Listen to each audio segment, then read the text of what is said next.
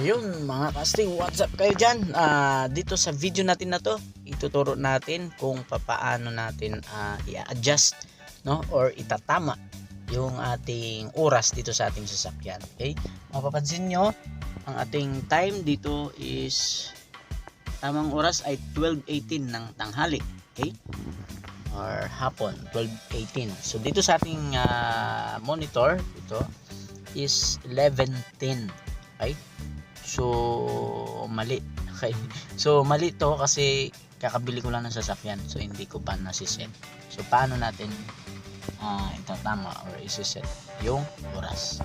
So napakadali lang po niyan mga kaastig. Meron kayong makikitang dalawang nakausling dito. Ito is yung sa udo. Okay? At dito is yung sa time. So ilulong press lang natin to, no, para ma-set natin yung time. So long press, yan, mga 2 to 3 seconds. So magbi-blink din, isa pa ulit. So makikita mo yung 10. Okay, so set natin siya ngayon sa 18 kasi 12:18 or 19 na lang. Yan. Okay, so antayin natin mag stop, then doon na siya sa 11, di ba? Automatic siya lumipat.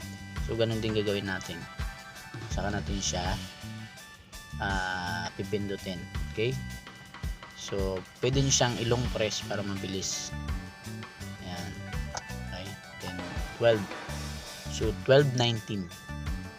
Okay, so ayan na po, ganyan na makastig. Ayan lang natin siya, automatic magsiset na siya. Ayos. So don't worry, napakadali lang po gawin. Ayun lang mga kastig, share lang po at salamat sa pagpanood and God bless. Thank you.